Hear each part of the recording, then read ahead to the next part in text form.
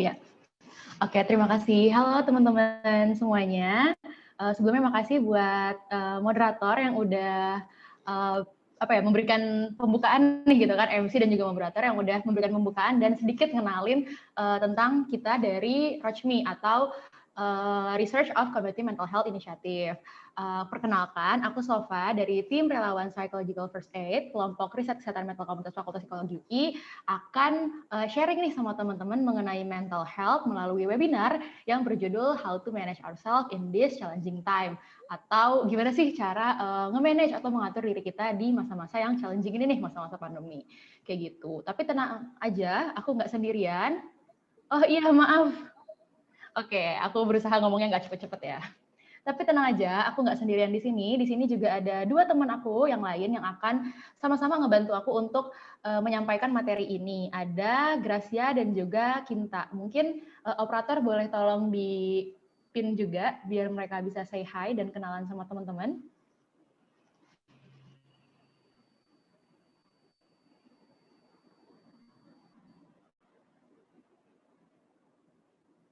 Atau Kinta sama Grace bisa langsung unmute aja dan kenalan juga sama teman-teman. Oke, mungkin aku langsung aja kali ya kenalan. Oke, halo teman-teman semuanya. Kenalin, aku Kanita Deswara, cuma dipanggilnya Kinta aja, nggak usah Kanita. Dan aku sama Nika Shofa dari tim relawan Psychological First Aid, dan kita sama-sama dari Fakultas Psikologi UI juga, angkatan 2019. Oke, salam kenal teman-teman. Oke, salam kenal teman-teman. Aku juga Grace dari Fakultas Psikologi UI, angkatan 2019, barengan sama Shofa dan Kinta. Aku juga dari tim Psychological First Aid, bakal bantuin Shofa dan Kinta juga untuk bawain materi webinar ini. Salam kenal semuanya. Kalau ada pertanyaan, nanti jangan ragu-ragu untuk tanya ya. Oke, makasih Kinta dan Grace yang udah kenalan. Bener banget nih teman-teman.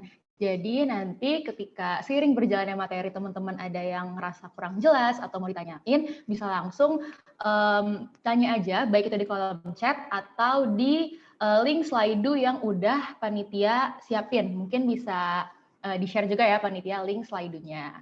Kayak gitu. Oke deh, biar nggak berlama-lama, mungkin kita bisa langsung masuk aja ke webinarnya. Next.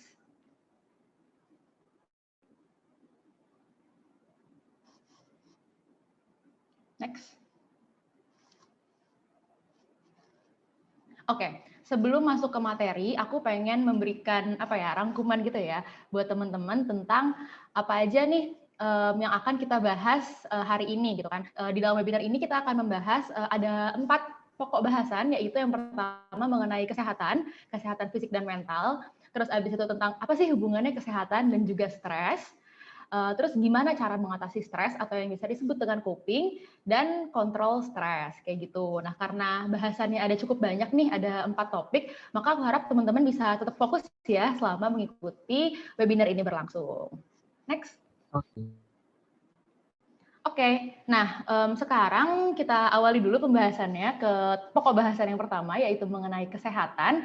Apa sih yang dimaksud dengan kesehatan kayak gitu? Menurut WHO, kesehatan itu didefinisikan sebagai kondisi fisik, mental, dan juga sosial yang lengkap dan bukan sekedar tidak adanya penyakit atau kelemahan kayak gitu teman-teman. Jadi ketika orang itu nggak sakit, nggak bisa juga kita langsung bilang nih orang sehat, karena tadi kan harus mempertimbangkan banyak hal mulai dari fisik, mental, dan juga sosial kayak gitu.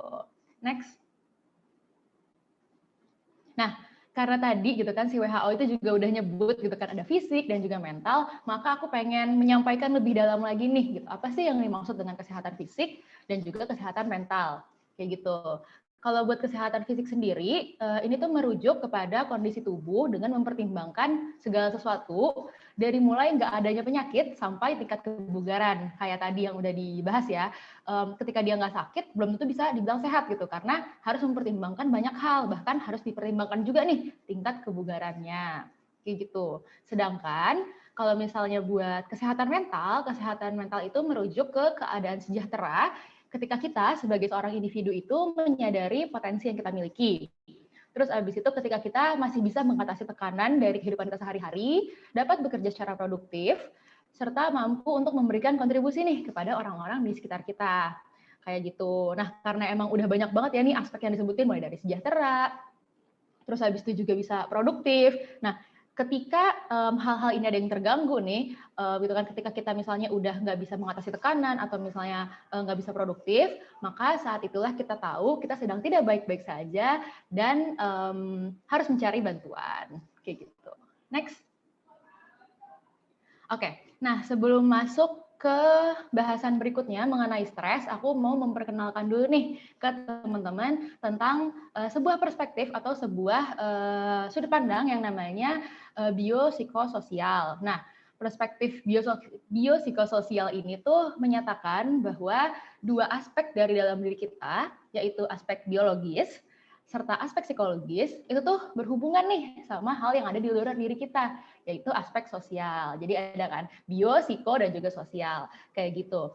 Nah, efisiensi, efektivitas, serta seberapa sehat sih sistem-sistem ini tuh berfungsi, itu tergantung sama kerjasama dan juga interaksi antar komponen, kayak gitu. Dan ketika salah satu dari 3 komponen ini tuh ada yang terganggu, maka sangat mungkin nih kalau 2 komponen lainnya akan kena dampaknya juga, kayak gitu. Contohnya kayak gimana? Nah, contohnya ketika misalnya aspek biologis kita tuh terganggu nih, ketika misalnya kita sedang sakit yang cukup parah, bisa aja ngaruh ke aspek psikologis kita juga, kayak mungkin kita ngerasa cemas gitu kan, overthinking gitu, kayak kok sakit gue nggak sembuh-sembuh ya gitu, atau ngaruh juga ke hubungan sosial kita sama orang lain, bisa jadi kita slow respon gitu kan di sosial media, atau mungkin bahkan keluar kamar aja nggak bisa nih, sehingga nggak bisa berinteraksi sama orang rumah, kayak gitu. Nah, kenapa sih penting banget buat kita untuk memahami si perspektif biopsikososial ini dulu sebelum masuk ke bahasan berikutnya,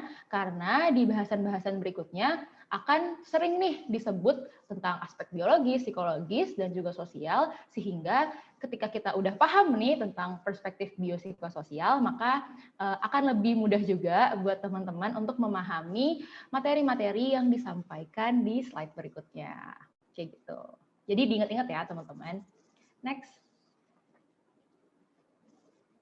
Oke, nah sekarang saatnya kita masuk ke bahasan yang kedua mengenai stres. Ini bahasan yang kayaknya teman-teman udah tunggu-tunggu ya, karena tadi juga udah sempat dibahas sama MC gitu kan. Stres itu apa sih? Atau misalnya kayak apa sih yang kalian rasain kayak gitu? Berarti aku ngerasa teman-teman udah familiar banget gitu kan, udah tahu banget sih apa itu stres, udah sering pakai juga kata-kata stres di kehidupan sehari-hari. Makanya di sini aku pengen kita nyamain persepsi dulu nih gitu tentang apa sih yang sebenarnya bisa kita bilang sebagai stres. Kayak gitu. Nah, stres ini sendiri sebenarnya merujuk ke sebuah keadaan ketika kita sebagai seorang individu itu merasa tuntutan di lingkungan kita itu tuh lebih besar daripada kemampuan kita untuk mengatasi hal tersebut. Sehingga kalau tuntutannya itu lebih besar daripada kemampuan kita, kan ada muncul perasaan tertekan yang akhirnya didefinisikan sebagai stres. Kayak gitu ya teman-teman. Jadi ini nih definisi stres. Next. Nah, sebelum kita mulai ngebahas, aku pengen tanya dulu ke teman-teman, kira-kira hal-hal apa sih, meskipun tadi udah sempat ditanyain ya sama MC di awal, tapi aku pengen teman-teman sharing lagi, kalau misalnya nggak keberatan dan nyaman, boleh banget sharing di kolom chat, kira-kira hal-hal apa sih yang biasanya atau yang pernah bikin teman-teman ngerasa stres? Kayak gitu. Boleh di chat ya, ada yang bilang insecure dan lain-lain. Oke. Nah, sambil nunggu chatnya rame, aku mau sambil ngejelasin dulu bahasan di slide-nya, yaitu tentang penyebab stres atau yang biasa kita sebut bahasa kerennya itu stresor, kayak gitu. Nah, aku aku tahu ada banyak banget penyebab stres itu kan, kayaknya nggak bisa disebutin satu-satu, tapi di sini kita dari tim Rockme itu sudah merangkum nih penyebab stres ke 6 kategori gitu, yaitu akademik, keluarga, keuangan, fisik, hubungan sosial, dan juga yang paling in ya sekarang ini adalah situasi pandemi, kayak gitu. Coba sini kita bisa lihat di kolom chat, ada yang stres karena, oke kita lihat, karena keuangan dan keluarga, ada juga yang stres karena bacotan orang, mungkin ini ke hubungan sosial ya. Gitu. Ada juga yang stres karena UAS, ini bisa masuk ke akademik, terus abis itu ekspektasi yang berlebih gitu. Ada juga stres karena nggak ada uang, lagi-lagi ya, karena corona ini mungkin pada nggak dapet pada nggak dapet, aku sambil baca ini soalnya, pada nggak dapet uang jajan dan lain-lain. Oke, banyak banget. Nah, jadi emang lucu-lucu banget sih kalian. Oke. Jadi emang banyak banget nih penyebab stres yang kita rasakan gitu kan, yang kita alami di situasi sekarang ini, terutama di situasi pandemi. Mulai dari misalnya tadi kan ada yang nggak dapat uang jajar, itu ngaruh ke keuangan kita juga. Terus ngaruh ke akademik nih, misalnya PJJ gitu kan, bikin capek gitu kan ngeliat laptop terus. Atau mungkin karena situasi pandemi ini juga tuh kita bisa stres karena kondisi fisik kita. Biasanya kalau sebelum pandemi kita sakit, ya udahlah gue tidur aja, besok juga udah reda. Ternyata kalau pandemi tuh langsung gimana nih gitu kan, gue batuk-batuk gitu kan, gue jangan-jangan kayak gitu. Nah makanya banyak banget ya penyebab stres, terutama di situasi pandemi yang kayak sekarang ini. Next. Oke. Nah selain penyebabnya yang beraneka ragam, stres itu sendiri juga bisa kita bagi nih menjadi 2 jenis. Nah, kenapa bisa kebagi sih jadi 2 jenis? Itu karena ada perbedaan persepsi kita sebagai individu dalam memaknai stresor atau sumber stres yang tadi udah kita bahas di slide berikutnya. Kayak gitu. Nah, stres yang 2 jenis ini tuh, yang satu namanya eustress dan yang satu lagi namanya distress. Supaya bisa lebih enak gitu, kita ngebahasnya satu-satu dari eustress dulu ya teman-teman. Karena mungkin di sini masih banyak nih teman-teman yang belum familiar sama kata-kata eustress kayak gitu. Nah, eustress ini sendiri adalah sebuah stres, itu kan adalah stres yang menghasilkan respon yang menyenangkan gitu. Makanya bisa disebut sebagai beneficial stress atau stres yang bermanfaat, dan juga adaptive stress atau stres dari hasil adaptasi kayak gitu. Kayak gimana tuh gitu kan, stres yang bisa menghasilkan respon yang menyenangkan. Contohnya kayak gini teman-teman. Misalnya ketika teman-teman lagi mau menghadapi UAS gitu kan. Tadi aku lihat ada yang stres karena UAS. Nah, ketika kita mau menghadapi UAS, kita mungkin sebagian besar dari kita ngerasa bahwa soal yang akan diujikan gitu kan, materi yang akan diujikan oleh dosen itu lebih besar, jauh lebih susah dibanding kemampuan kita untuk ngejawab nih, kapasitas otak gue nggak nyampe nih gitu. Makanya kita ada muncul perasaan tertekan di diri kita yang membuat kita jadi stres. Tapi karena kita stres ini, justru kita malah lebih fokus untuk belajar gitu kan, terus lebih berenergi juga. Yang biasanya jam 10 udah tidur, sekarang jam 10 masih di depan laptop, masih bikin rangkuman karena kita ngerasa tertantang nih untuk menyelesaikan UAS dengan baik. Kayak gitu. Makanya tadi sih kondisi stres yang ini bisa kita sebut sebagai eustress, yaitu menghasilkan respon yang menyenangkan. Tapi ada juga nih jenis stres gitu kan, yang namanya distress.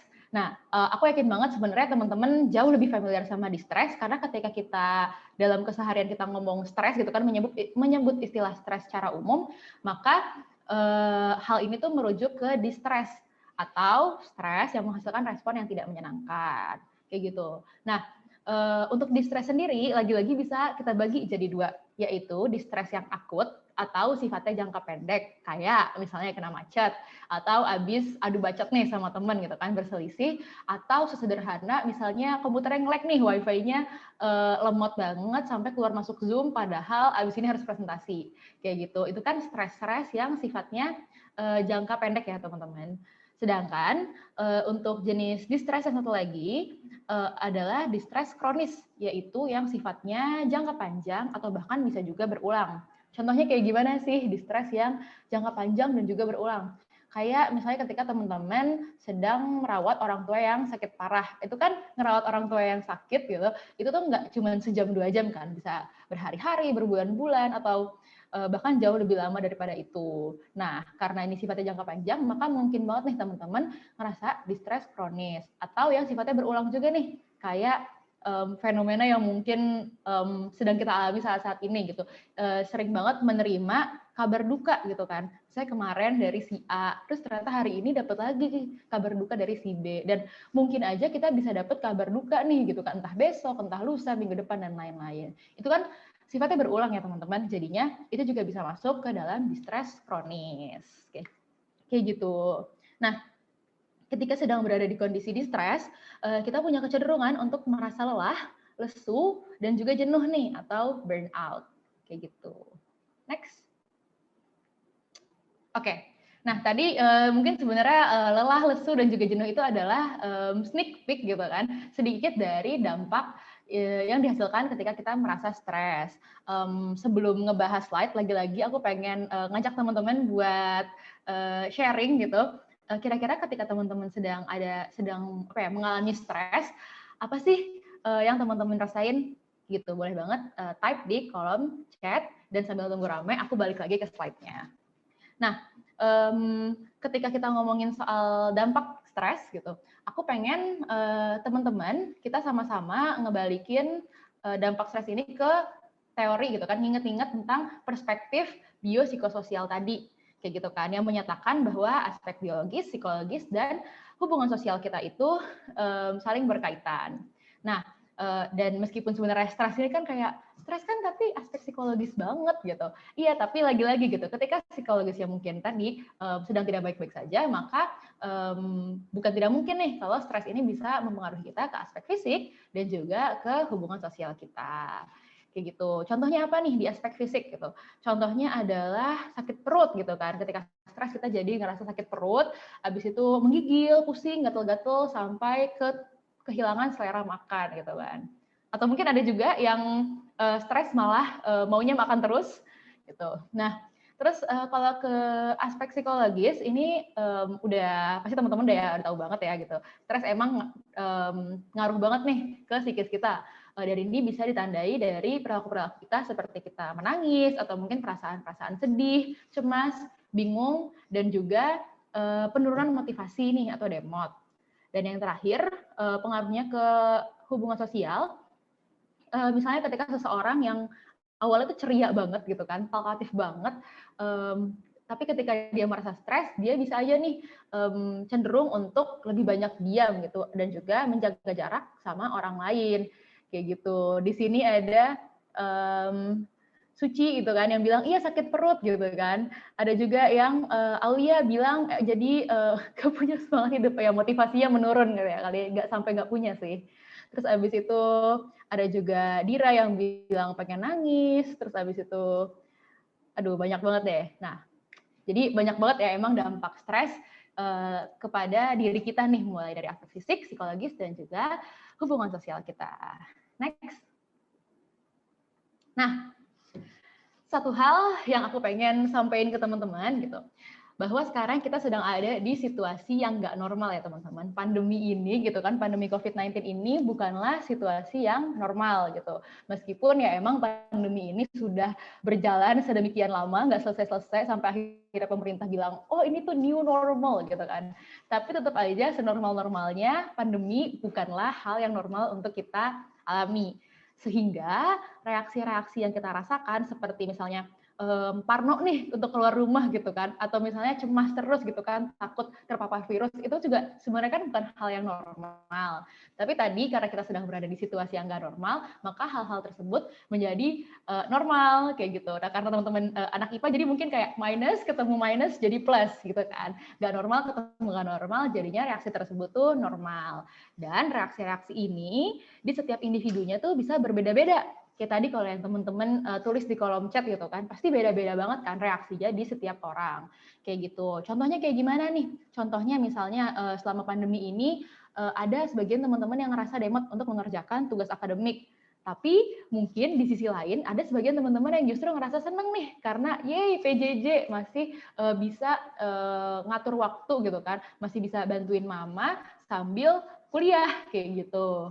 Terus mungkin ada juga teman-teman yang merasa kesulitan berinteraksi sama teman baru, ada juga yang ngerasa cepet lelah gitu kan karena capek ya ngeliat laptop terus juga malas melaksanakan tanggung jawab karena kuliahnya online jadi distraksinya tinggi gitu kan.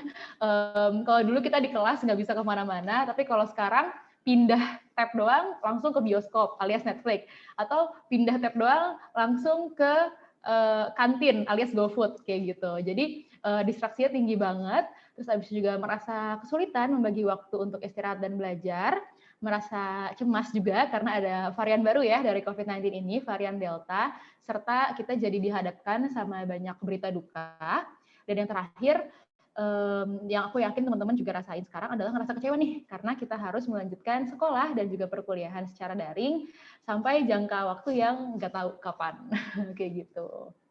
Nah, tapi satu hal yang aku pengen tekenin adalah meskipun reaksi-reaksi ini adalah reaksi yang normal gitu kan, karena situasinya nggak normal Kak, jadi kan kalau aku ngerasa kayak gini nggak apa-apa dong, emang normal dong gitu. Tapi karena reaksi ini normal, bukan berarti kalian boleh terus-menerus berada di sini nih, boleh terus-menerus merasa demot, boleh terus-menerus merasa cemas dan lain-lain. Sehingga gimana sih caranya supaya aku nggak terus-menerus demot, nggak terus-menerus cemas kayak gitu. Nah, diperlukan sebuah kemampuan nih gitu kan untuk mengatasi stres supaya dampak-dampaknya ini nih, perasaan-perasaan ini bisa berkurang kayak gitu. Boleh next? Nah, kita sekarang bakal masuk ke sebelumnya. Ya, sekarang kita bakal masuk ke pembahasan yang ketiga tentang bentuk-bentuk coping dan juga relaksasi yang akan dijelaskan sama Kak Kinta. Oke, thank you banget nih Syofa buat penjelasannya ya. Oke, jadi tadi udah jelas banget ya teman-teman. Kalau dari penjelasan Syofa udah jelasin tentang apa itu stres, terus apa juga sih penyebab dari stres gitu kan. Nah, sekarang kita bakal cari tahu nih kira-kira gimana sih caranya kita bisa mengatasi si stresnya itu gitu.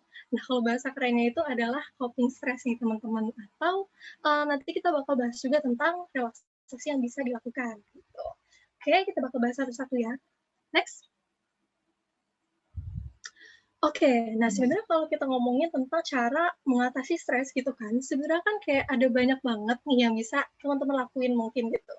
Cuman kalau misalnya mau kita kategori ini ke dua kategori aja yang lebih umum, sebenarnya bisa nih teman-teman.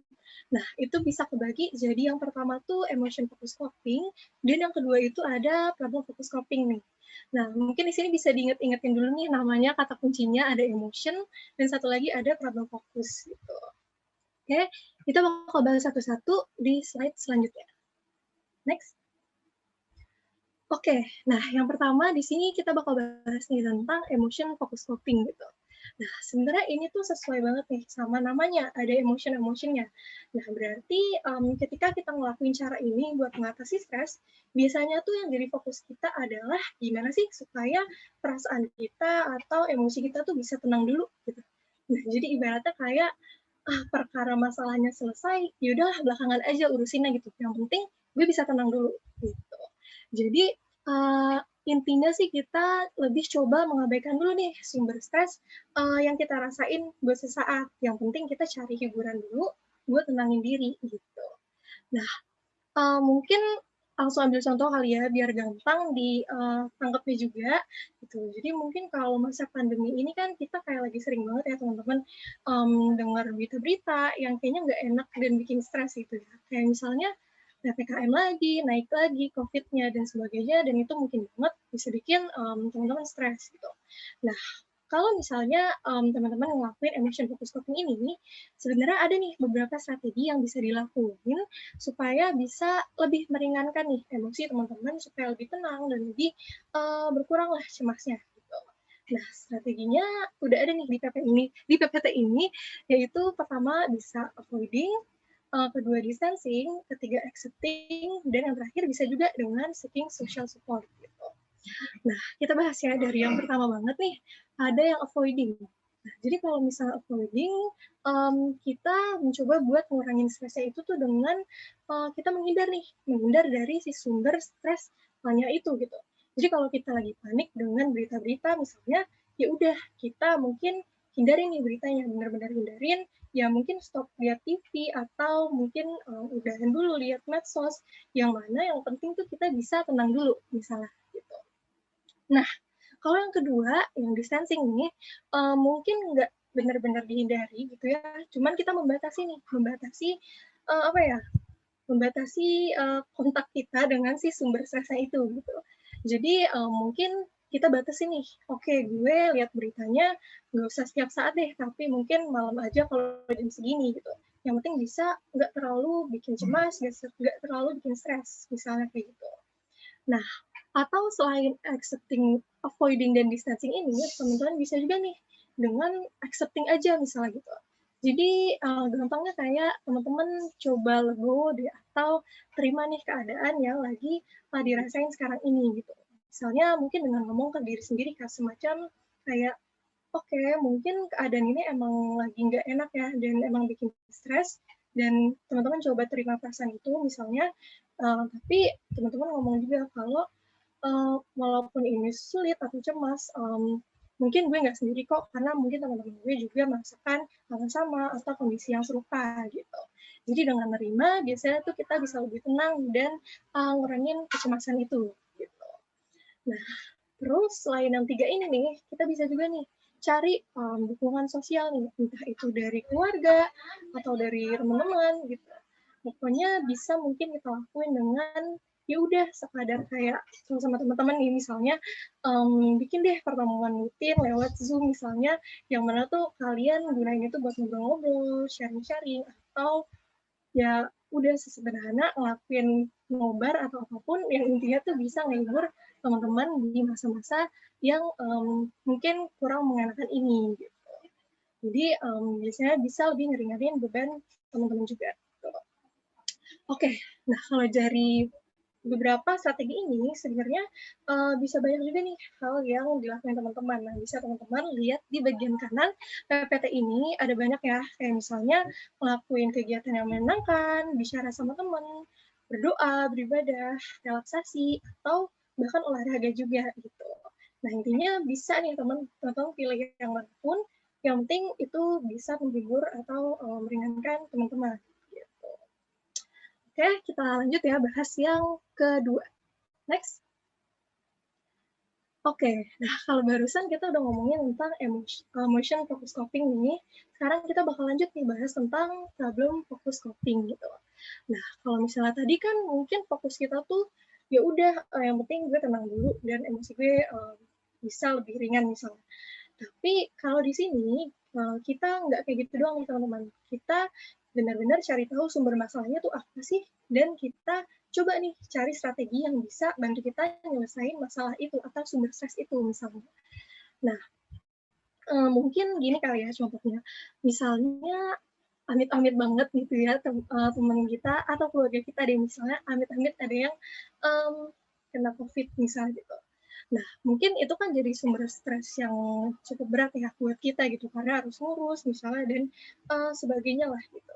Nah, kalau kita dihadapin sama masalah kayak gini kan kayaknya nggak mungkin banget ya kita cuma menghibur diri atau nenangin emosi sesaat doang, tapi nggak ngelakuin apa-apa gitu. Kan kayaknya nggak mungkin gitu kan. Nah, makanya kita perlu nih ngelakuin suatu strategi buat menyelesaikannya gitu. Nah, sebenarnya strateginya tuh ada beberapa hal nih, teman-teman bisa lihat ada di bagian kanan layar, ada beberapa tahapan yang bisa dilakuin. Kita bahas kali ya dari yang pertama banget, itu teman-teman bisa nih mulai dengan identifikasi deh masalahnya apa sih sumber stres gue gitu. Nah mungkin bisa nih teman-teman dengan kayak ya udah nulis dulu gitu, nulis kira-kira apa sih yang bikin gue stres gitu. Misalkan kalau tadi udah jelas kan kalau kasus tadi keluarga gue ada yang terkena COVID-19 misalnya gitu. Nah terus setelah udah identifikasi nih udah jelas, teman-teman lanjut nih bisa nih cari-cari informasi kira-kira apa aja sih yang bisa membantu gue buat nyelesain permasalahan ini. Misalnya, apa aja sih hal-hal yang dibutuhin kalau misalnya ada keluarga kita yang butuh isoman, atau mungkin teman-teman nyari informasi tentang alat-alat kesehatan apa sih yang dibutuhin misalnya untuk menangani keluarga yang sedang COVID misalnya gitu. Nah, selain cari informasi itu, setelah terkumpul tuh kita perlu juga buat rencana baru nih. Nah, jadi rencana baru itu misalnya kalau kasus yang tadi ya, kita bisa nih bikin rencana kira-kira kapan ya kita mau hubungin penyedia oksigen misalnya gitu, atau kita butuh nggak sih perawat gitu untuk di rumah, atau ya mungkin rencananya sesederhana kita bagi tugas nih sama anggota keluarga yang lain gitu. Intinya supaya bisa menangani situasi yang baru ini gitu. Nah, selain kita ngebuat rencana baru tadi, kita perlu juga nih yang namanya time management gitu. artinya kita ya atur waktu kita. Mungkin kalau kita mahasiswa kan kita butuh nih belajar, tapi kalau ada yang sakit berarti kita butuh juga nih buat bagi waktu lah untuk membantu keluarga kita yang sakit misalnya. Nah jadi ya udah bisa tuh kita atur waktunya. Misalnya kalau yang biasa belajar sampai malam nggak ada batas waktu gitu ya, kita ini mulai rapiin lagi, sisihin waktu untuk kasih kesempatan kita buat membantu anggota keluarga lain misalnya kayak gitu. Nah, selain time management ini bisa juga nih penting banget untuk kita membuat skala prioritas teman-teman. Nah, mungkin kita bisa sortir nih, kayak ada nggak sih hal yang penting mendesak, penting tapi tidak mendesak, dan lain-lain, atau semacam apa sih yang bisa dan harus gue lakuin saat ini, dan apa sih yang bisa gue tunda untuk nanti-nanti, misalnya gitu. Nah, ini jadi lebih memudahkan kita juga buat mengatasi si sumber stresnya itu. Gitu. Oke, nah terakhir banget nih, selain kita perlu ngebuat skala prioritas, kita perlu juga nih untuk mengubah mindset atau sikap kita gitu. Jadi mungkin kalau kasus yang tadi ya, misalnya sebelumnya kita stres banget nih, takut kerabat kita yang lagi sakit ini ya kenapa-napa misalnya di depannya gitu. Dan akhirnya cemas gitu. Mungkin kita bisa mulai nih ubah-ubah mindset dengan bilang ke diri sendiri bahwa oke, tenang aja, yang penting gue fokusnya sama masa kini dan gue lakuin apa yang gue bisa. Misalnya untuk ke depannya itu bukan sesuatu yang bisa gue kendalikan gitu. Jadi mungkin kita bisa fokus dengan hal yang bisa kita kontrol gitu. Oke, nah sampai sini udah cukup panjang banget kan sebenarnya tentang coping ini. Nah, tapi mungkin aku mau nekenin nih sedikit ke teman-teman, kalau misalnya emotion focus coping yang tadi dan problem focus coping yang ini sebenarnya nggak perlu kok dilakuinnya tuh secara benar-benar terpisah gitu. Nah, bahkan teman-teman tuh bisa loh kombinasiin kedua-dua ini buat nanganin sumber stresnya teman-teman gitu. Jadi kalau misalnya lagi stres mau ujian mungkin gitu ya, teman-teman ngelakuin dulu nih emotion focus coping dengan ya udah santai dulu lah beberapa waktu gitu. Nah, baru setelah udah lebih tenang, teman-teman bisa nih ngelakuin problem focus coping ini dengan mulai nih nyicil-nyicil buat belajar gitu. Karena udah tenang juga, udah bisa lebih mantap lah buat nyusun strategi ke depannya kayak gimana gitu. Oke, karena udah panjang banget di sini, mungkin kita bisa lanjut nih. Next. Oke, nah kalau barusan ya kita udah ngejelasin kan tentang apa sih coping stress yang bisa teman-teman lakuin gitu. Nah kalau di slide ini teman-teman Watchme juga udah nyediain nih buat teman-teman gimana sih tips-tips yang langsung aplikatif aja gitu ya, yang bisa langsung diterapin buat mengatasi stres selama pandemi gitu. Nah, dari yang pertama banget kali ya, mungkin teman-teman bisa banget nih kayak nenangin diri teman-teman dengan ngelakuin hal-hal atau aktivitas-aktivitas yang emang teman-teman suka gitu. Karena kalau sebelum pandemi kan mungkin banyak hal yang nggak sempet gitu ya dilakuin, kayak ada aja gitu hobi yang tertunda misalnya. Nah, teman-teman bisa nih lirik-lirik lagi gitu ya, mulai lakuin lagi. Misalnya ya udah yang hobi nulis, bisa mulai nulis-nulis lagi, atau yang hobi nyanyi, dan sebagainya, lakuin aja, yang penting bisa bikin teman-teman senang dan nyaman juga selama pandemi, gitu. Nah, selain udah coba-coba nih, mungkin menenangin diri, teman-teman bisa juga nih, coba kalau misalnya mulai muncul stres atau kecemasan yang tiba-tiba, misalnya teman-teman bisa nih, coba deh ambil kayak pulpen atau kertas, atau mungkin biar ringkes, ya udahlah notes HP aja gitu, dan buru-buru nih tulisin kira-kira apa sih pikiran dan perasaan yang lagi gue rasain saat ini gitu. Atau teman-teman istilahnya identifikasi deh, apa sih yang jadi sumber stres gue saat ini, misalnya gitu. Nah, karena biasanya kalau nggak ditulis tuh, pikirannya berasanya kayak penuh banget kan, gitu. Nah, cuma kalau misalnya kita udah tulis, biasanya tuh jadi lebih jelas nih, oke masalahnya satu ini, gitu. Dan nanti jadi bisa lebih mudah nih buat teman-teman untuk cari tahu gimana sih kira-kira solusi yang tepat itu, gitu. Oke, nah terus yang ketiga ya, kita lanjut. Yang ketiga itu mungkin bisa juga nih, ini penting banget buat tetap terhubung sama orang lain gitu. Ya entah itu keluarga atau mungkin sahabatnya teman-teman yang walaupun harus lewat daring dulu gitu ya.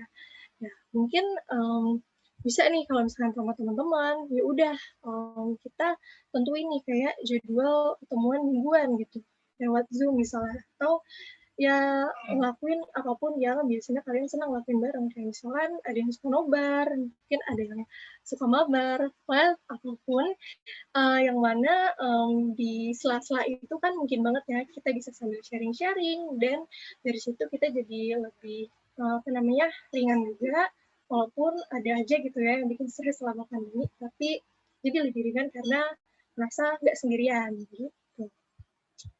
Oke, mungkin kita lanjut kali ya ke tips yang selanjutnya. Next. Oke, nah yang selanjutnya nih ada lagi nih. Mungkin teman-teman bisa juga nih meluangkan waktu buat membantu sesama gitu, dan terlibat juga dalam kegiatan volunteer gitu. Nah, mungkin kalau sampai sini kadang kita suka mikir ya, kayak emangnya lagi stres nggak makin stres apa yang ngebantu orang lain gitu. Kan mungkin kita sering mikir kayak gitu kan. Nah, tapi sebenarnya nggak juga kok teman-teman gitu. Karena bahkan banyak nih penelitian yang bilang kalau misalnya dengan kita ngebantu orang lain, justru tuh kita bisa lebih ngurangin stres kita, terus tingkatin kebahagiaan kita, dan kita juga jadi ngerasa nggak terlalu kesepian, dan bahkan kita juga kayak ngerasa, oh ya gue punya tujuan hidup nih gitu. Jadi intinya bisa lebih meringankan stres juga. Gitu. Nah, tapi pertanyaannya, kira-kira menolongnya dalam bentuk apa nih kalau misalkan lagi pandemi gini kan gitu. Nah, di sini tim Broadcom udah agak membuat saran nih buat teman-teman yang mungkin bisa dilakuin selama pandemi ini. Kegiatan apa aja sih yang buat menolong orang? Pertama itu bisa nih, mungkin teman-teman seangkatan ini buat grup nih, yang tujuannya tuh buat ngebantu mereka yang mungkin lagi ngebutuhin nih bantuan terkait penanganan COVID-19 gitu, dalam ngedapetin fasilitas yang emang dibutuhin. Kan mungkin banyak ya yang sulitan buat nyari oksigen. Nah, teman-teman mungkin bisa tuh jadi semacam perantaranya antara mereka dengan yang penyedia oksigennya. Nah, kayak gitu-gitu misalnya. Nah, tapi kan kalau itu mungkin kayak udah ngelibatin jangkauan yang lebih luas banget gitu kan. Nah, sebenarnya ada juga nih yang bisa teman-teman lakuin mungkin seangkatan ini aja gitu ya, atau sama teman-teman seangkatan itu bisa nih teman-teman ngebentuk yang namanya uh, peer support group gitu lah, atau kelompok-kelompok kecil di dalam angkatan. Sekelompok itu mungkin nggak usah terlalu banyak-banyak nih, mungkin bisa aja 5-10 orang gitu lah, yang nanti di sana kalian bisa nih gunain grup-grup ini tuh buat pertemuan rutin, saling sharing, dan juga bagi-bagi informasi kalau misalnya ada yang saling membutuhkan gitu. Jadi kalaupun ada sesuatu hal yang bikin stres, kita tahu kita punya teman yang mana kita bisa minta informasi dari sana, misalnya kayak gitu. Oke, mungkin bisa di next. Oke, nah selanjutnya nih, masih banyak ya sebenarnya. Kalau tadi kan kita ngomongin tentang coping stress gitu. Nah, kalau di sini aku bakal jelasin nih tentang ada teknik relaksasi yang gampang dan murah meriah yang bisa teman-teman lakuin gitu kalau misalnya udah muncul rasa stres dan kecemasan juga. Nah, di sini ada nih yang namanya square breathing dan imagery safe place. Nah, ini kita bakal langsung aja bahas satu-satu di slide selanjutnya. Oke, boleh di next. Oke, nah pertama ada nih teknik relaksasi atau square breathing gitu teman-teman. Nah sebenarnya gampangnya ini adalah pengelolaan pernapasan gitu ya. Nah sebenarnya kenapa sih kita kok penting banget gitu kalau lagi cemas atur napas, emangnya ngaruh ya gitu kan. Nah sebenarnya ini bisa ngaruh banget ya teman-teman, karena berasa nggak sih kalau misalnya ya kita lagi cemas. Oke, aku lanjut kali ya. Oke, nah mungkin kalau kita lagi cemas kan napas kita jadi kadang tuh suka nggak beraturan atau ngap-ngapan kan kayak gitu. Nah makanya dengan kita ngelakuin pengelolaan pernapasan ini, biasanya kita bakalan bisa lebih tenang nih teman-teman gitu. Nah mungkin biar lebih gampang gitu ya, aku bakal langsung jelasin aja caranya tuh gimana. Jadi sebenarnya untuk square breathing ini tuh gampang banget ya, cuma ada 4 cara. Jadi sama banget nih kayak sisi-sisi lingkaran ya, makanya namanya square gitu, karena ada 4 cara aja gitu.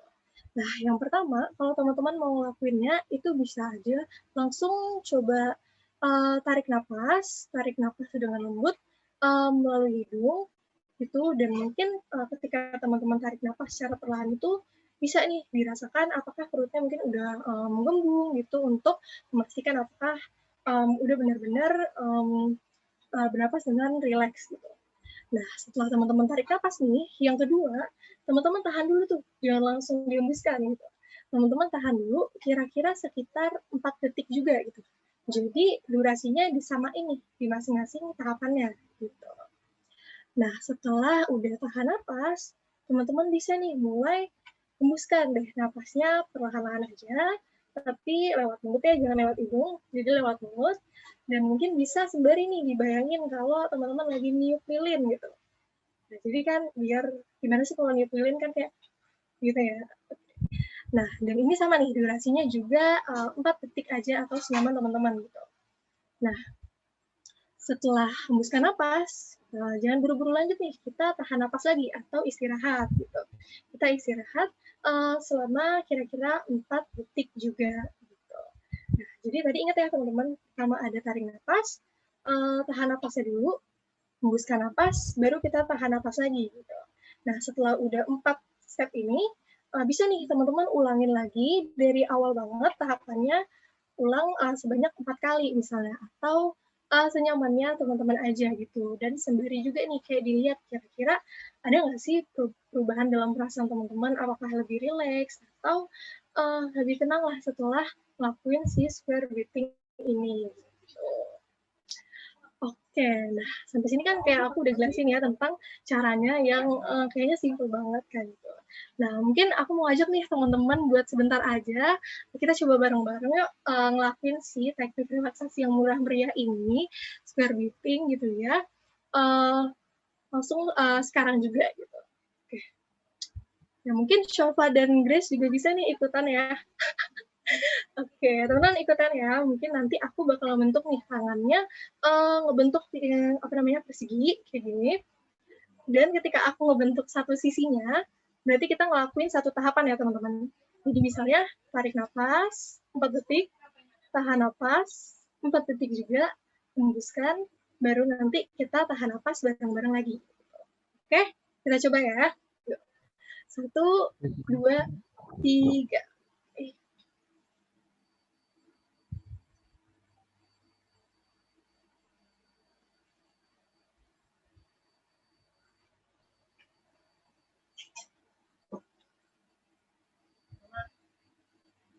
Stop. Oke. Oke, mungkin kita ulang kali ya, satu kali lagi, putaran lagi. 1, 2, 3.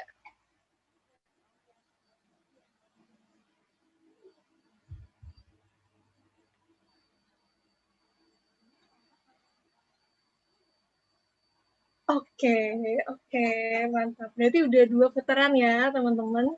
Shofa dan Grace kayaknya juga udah mulai rileks ya mengikuti ini. Oke, jadi mungkin nanti bisa diingat-ingat ya teman-teman abis dari nonton webinar ini, oke kalau gue mulai cemas-cemas, bisa nih langsung lakuin si square breathing ini. Karena ini murah banget dan gampang banget kita lakuin kapanpun gitu. Oke, bisa di next. Oke, nah ini nih ada relaksasi terakhir yang mau kita jelasin di sini, yang namanya imagery safe place ya teman-teman. Nah mungkin ini agak-agak asing gitu ya namanya, kalau tadi kan ya napas-napas aja gitu mungkin pernah denger, nah kalau yang ini agak beda nih. Jadi kalau di sini teman-teman diminta buat membayangkan nih kira-kira apa sih tempat atau situasi atau orang-orang yang ketika teman-teman membayangkannya tuh bisa nih bikin teman-teman merasa lebih tenang, lebih nyaman, dan lebih damai lah istilahnya gitu. Nah, jadi diharapkan dengan teman-teman ngebayangin ini, itu bisa membawa ketenangan lah kalau lagi cemas gitu. Nah, tapi gimana sih Kak contoh tempat yang nyaman, damai, kayaknya bingung gitu kan kalau dibayangin. Nah, sebenarnya ini bisa beda banget nih teman-teman buat masing-masing orang. Misalnya kalau aku, ya udah aku tuh tenang kalau misalnya mungkin ngebayangin lagi santai-santai di kamar, terus lagi suasananya tuh lagi hujan, dan aku misalnya sambil nonton film apa gitu. Nah, kayak gitu. Tapi mungkin teman-teman ada yang lebih beda juga. Misalnya nyamannya dengan ngebayangin, oke lagi mudik ke rumah nenek, terus gue mencium aroma-aroma masakan nenek, dan sebagainya. Nah, itu bisa banget juga dijadiin safe place-nya teman-teman gitu. Jadi benar-benar tergantung ya, tergantung masing-masing orang gitu. Nah, terus caranya gimana nih? Langsung aja ya, kita bahas bareng-bareng. Yang pertama itu kalau mau ngelakuin ini, teman-teman bisa nih pastiin dulu posisinya emang udah nyaman dulu nih. Mungkin dengan duduk menyender, atau kalau yang mau tiduran, boleh tiduran misalnya. Nah, sembari udah posisinya udah enak, mungkin dipastiin juga nih kalau ruangan yang teman-teman pilih itu memang nggak ada distraksi atau nggak ada suara-suara yang mengganggu gitu, supaya bisa lebih tenang membayangkannya nanti. Gitu. Nah, setelah udah tenang, teman-teman bisa nih mulai tutup mata dan mulai lakuin relaksasi atau square breathing yang tadi, dengan mulai tarik nafas yang dalam dan lembut, terus pelan-pelan hembuskan, dan sampai teman-teman rasain mulai relax gitu ketika melakukannya. Nah, setelah udah tarik nafas itu, kita masuk nih ke tahap yang penting ya. Kita mulai nih bisa bayang-bayangin tempat nyaman apa sih versi kita gitu. Tempat yang ketika kita bayangin ya udah bisa perlahan-lahan bikin kita nyaman, damai, dan lebih tenang gitu. Nah, ketika ngebayangin ini juga bisa banget nih teman-teman gunain panca inderanya gitu. Jadi benar-benar dibayangin kayak apa sih yang gue lihat di tempat itu, atau ada apa sih yang gue dengar di tempat itu, dan apa sih yang gue cium misalnya di tempat itu gitu. Jadi benar-benar terasa real di benaknya teman-teman gitu. Nah, ini juga dilakuinnya pelan-pelan aja ya teman-teman. Bisa kayak selama 5-10 menit, jadi nggak terlalu cepat, nggak terlalu lama juga. Dan selama itu teman-teman bisa nih dibayangkan tempat, situasi, pengalaman, atau bahkan orang-orang tertentu yang bisa bikin teman-teman nyaman itu gitu. Nah, baru setelah itu bisa diakhiri nih dengan tarik nafas lagi yang dalam dan lembut, hembuskan, dan nanti buka mata teman-teman gitu. Oke, jadi mungkin untuk yang imagery cycles ini nggak kita praktekin langsung di sini ya teman-teman, karena waktunya lumayan lama juga. Tapi mungkin abis webinar ini bisa langsung nih ya, dicatat caranya, terus langsung dipraktekin nih kalau misalnya udah mulai muncul-muncul perasaan cemas dan sebagainya. Gitu. Oke, next. Oke, kalau barusan kita udah bahas banyak banget ya tentang coping stress, tentang relaksasi juga. Nah, di sini nanti kita bakal lanjut nih, ngebahas tentang apa sih pentingnya kita tuh fokus sama hal yang bisa kita kontrol di saat-saat pandemi kayak gini gitu. Nah, buat ini akan dilanjutkan sama Grace gitu. Oke, boleh Grace dilanjut? Oke, makasih Kinta udah ngasih teknik relaksasi yang sangat amat berguna ya bagi kita semua, dan juga makasih buat Shofa udah ngejelasin tadi tentang stres dan stresornya. Nah, pembahasan selanjutnya yaitu tentang kontrol. Apa sih pentingnya kontrol di masa-masa kayak gini? Nah, untuk menghadapi masa-masa yang tidak menentu ini, yang bisa kita lakukan adalah dengan fokus pada hal-hal yang bisa kita kontrol atau kita kendalikan, dan ngerelain apapun yang nggak bisa kita kontrol. Nah, karena pada kondisi yang genting seperti PPKM sekarang ini, mudah bagi kita untuk merasa kita itu nggak memiliki kontrol terhadap apa yang terjadi sama kita maupun keluarga kita. Nah, teman-teman, tapi perlu ingat juga bahwa masih ada hal-hal yang bisa kita kendalikan, sekecil apapun hal-hal itu sangat berarti untuk membantu teman-teman melewati masa-masa sulit seperti sekarang ini. Nah, kita bisa lihat di slide selanjutnya. Yang bisa kita lakukan untuk mengatur hal-hal yang masih bisa kita kendalikan adalah dengan memisahkan apa yang masih bisa kita kontrol dan kembali lagi merelakan apa yang nggak bisa kita kontrol. Nah, kita sendiri kan tahu menurut peraturan kebijakan pemerintah, PPKM darurat ini mulai diperlonggar menjadi PPKM level 4 apabila angka kasusnya itu turun. Tapi kalau misalkan angkanya nggak turun kan itu juga nggak bisa dikontrol sama kita. Nah, jadi yang bisa kita kontrol salah satunya adalah kita bisa menentukan apa yang bisa kita lakukan pada hari ini. Nah, itu tuh bisa aja kita membuat to-do list kayak pagi aku mau bangun jam 7.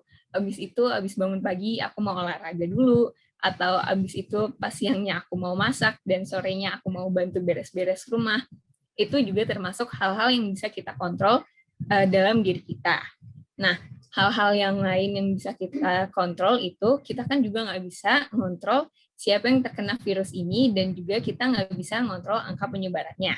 Maka dari itu, hal yang bisa kita lakukan adalah kita bisa mengontrol usaha pencegahan yang kita lakukan. Seperti kita rajin mencuci tangan, kita tidak keluar rumah, kita memakai double mask apabila kita harus keluar rumah, dan juga kita harus istirahat yang cukup dan juga makan dengan porsi yang cukup. Nah, yang ketiga yaitu di sisi lain kan kita juga nggak bisa ngontrol orang lain seperti kita ngontrol upaya pencegahan kita. Maka dari itu, hal yang bisa kita lakukan adalah kita mengingatkan keluarga dan sesama mengenai pemakaian double mask yang benar, mengingatkan mereka akan pentingnya di rumah saja untuk menjaga kesehatan, dan mengkomunikasikan apabila ada perlakuan anggota keluarga atau sesama yang kita rasa itu masih abai dengan protokol-protokol kesehatan dalam masa PPKM ini. Selanjutnya,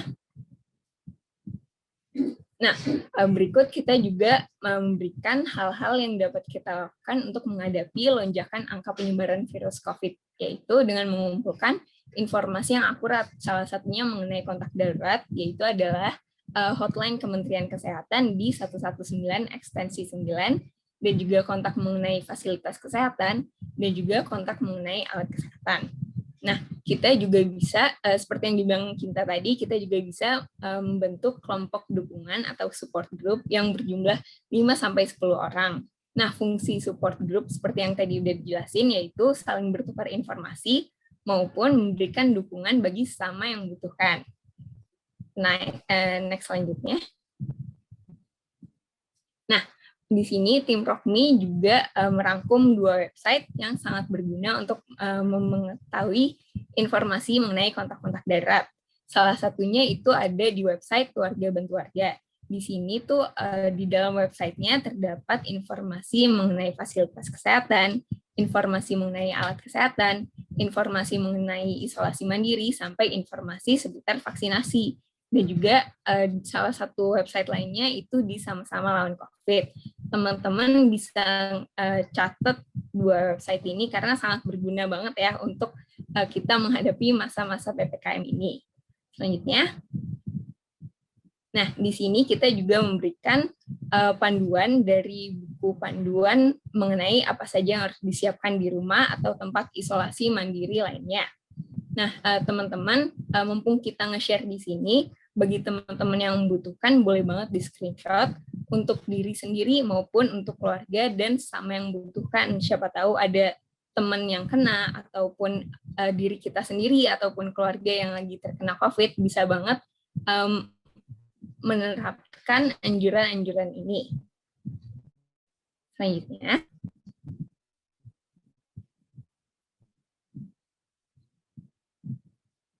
Boleh di next. Nah, tadi kita udah bahas tentang kontrol, sekarang kita harus membahas mengenai batasan diri. Nah, kenapa sih penting banget untuk kita mengenali batasan diri? Karena kita tuh harus sadar mengenai reaksi kita yang kita berikan tentang hal-hal yang terjadi di sekitar kita. Kita harus menyadari apakah reaksi yang kita berikan termasuk reaksi yang masih wajar, atau termasuk reaksi yang udah kurang sehat, atau bahkan reaksi tersebut sudah mengindikasikan bahwa kita sendiri butuh bantuan. Di next selanjutnya. Nah, ini ada beberapa contoh-contoh yang sudah kita rangkum mengenai batasan-batasan diri yang termasuk wajar, dan juga batasan diri yang sudah termasuk hal yang tidak wajar. Salah satunya adalah di masa PPKM ini kan banyak dari kita ngerasain entah itu emosi senang, entah itu emosi sedih, sampai kita juga memberikan reaksi-reaksi seperti salah satunya kita menjadi tidur lebih lama daripada biasanya maupun merasa cepat lelah. Nah, tingkah laku ini tuh masih tergolong hal yang wajar yang kita alami untuk bereaksi di masa-masa yang tidak menentu seperti sekarang ini. Tetapi hal tersebut sudah masuk ke dalam kategori tidak wajar apabila kita tidur seharian sampai kita tidak melakukan kegiatan apapun, atau bahkan kita sampai meninggalkan apa yang seharusnya menjadi tanggung jawab kita. Kayak misalkan kita udah janji nih sama ibu kita atau sama ayah kita kalau kita mau bantuin, tapi kita malah tidur seharian. Itu kan jadi nggak baik ya. Nah, selanjutnya ada juga masih di next yang sebelumnya ya. Nah, contoh lainnya adalah kita lebih sering mencari kenyamanan dengan kayak misalkan sering ngemil, ataupun jadi main game terus, ataupun jadi nonton terus. Nah, teman-teman di kolom chat juga boleh nih nulisin apa sih reaksi yang timbul di teman-teman selama masa PPKM ini. Karena kan kita udah di masa PPKM, kita pernah ngelewatin PSBB juga, sampai waktu itu udah mau hampir new normal, nggak jadi, malah PPKM lagi. Nah, teman-teman boleh kok nulis di chat, teman-teman lagi ngerasain gimana sih sekarang. Nah, iya bisa juga dengan karena bosen jadi install Tinder kan. Nah, sebenarnya itu nggak apa-apa. Tapi itu hal-hal ini udah jadi hal yang tidak wajar apabila kita melakukan secara berlebihan. Kayak misalkan kita jadi ngemil terus, kita jadi main game terus, kita atau enggak kita jadi main Tinder terus seharian, kan nggak baik juga kan. Padahal kita harusnya harus makan juga, harus berkegiatan juga, harus mandi juga, harus tetap menjaga kebersihan juga. Nah, di next slide. Nah, ini juga ada contoh terakhir, yaitu kita merasakan emosi yang meluap-luap nih, kayak kita ngerasa sedih, ngerasa marah, ngerasa bosan di situasi-situasi yang kayak gini. Sebenarnya emosi-emosi ini itu wajar kita alami dan kita rasakan, tapi emosi tersebut sudah menjadi tidak sehat apabila kita terus berlarut-larut dalam emosi-emosi tersebut. Kayak kita jadi sering marah, sering sedih dalam waktu yang sudah tidak menentu, kayak seharian kita jadi sedih mulu, kita jadi marah terus, kita jadi ngerasa bosan. Nah, apalagi nih, kayak udah ngerasa bosan, abis itu kita malah keluar-keluar. Itu kan udah nggak baik ya, apalagi kita masih berada di masa PPKM ini. Nah, apa sih yang bisa kita lakuin untuk menangkal hal-hal yang udah termasuk tidak wajar ini? Bisa di next slide. Nah, kita tuh bisa mencari bantuan. Kemana aja kita bisa nyari bantuan? Salah satunya itu kita bisa menghubungi orang-orang terdekat kita. Entah itu keluarga, entah itu teman kampus, teman SMA, atau teman SD pun juga bisa kan. Kita menghubungi mereka sekedar dengan ngechat, hey apa kabar, itu udah salah satu hal yang kita lakuin untuk mencari bantuan. Atau juga kita bisa membuat room Zoom untuk nongkrong virtual kan ya. Kan kita nggak boleh keluar-keluar rumah dulu, jadi kita harus nongkrongnya secara virtual. Nah, mencari bantuan bisa juga ke support group yang tadi udah dijelasin juga. Support group yang dibuat oleh teman-teman sendiri, misalkan di grup angkatan, ataupun support group yang teman-teman dapetin dari teman yang lain juga bisa. Nah, yang terakhir adalah teman-teman juga bisa memanfaatkan layanan profesional online. Salah satunya di Rockme ini. Teman-teman juga bisa nyari layanan-layanan profesional online di Instagram maupun juga di Twitter. Pasti banyak teman-teman nemuin layanan profesional online yang tidak memungut biaya. Next slide. Nah, sekian pemaparan materi webinar pada hari ini dari Syofa, Kinta, dan aku sendiri. Apabila teman-teman ingin bertanya, untuk pertanyaan lebih lanjut ataupun teman-teman butuh konseling profesional, teman-teman bisa menghubungi kami di Instagram kami @rockme.id dan juga di email kami yaitu kontak@rockme.com. Jangan lupa untuk bertanya, jangan sungkan juga ya, ada di slide-nya.